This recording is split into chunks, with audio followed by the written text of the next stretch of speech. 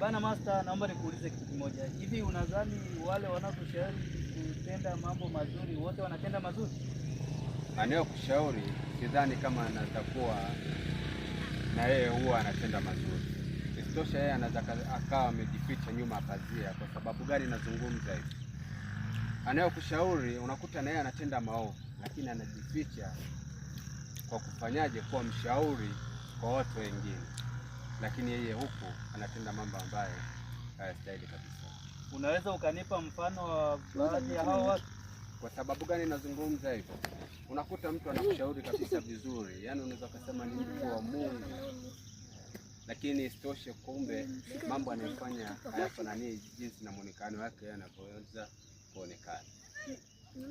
Unaweza kuniambia hata baadhi ya wachungaji au maimamu wanaotufundisha mambo mazuri, baadhi yao wanatenda mabaya? Hapo nanichonganisha na masuala ya dini. Tuko kwenye profile nyingine kubwa kabisa.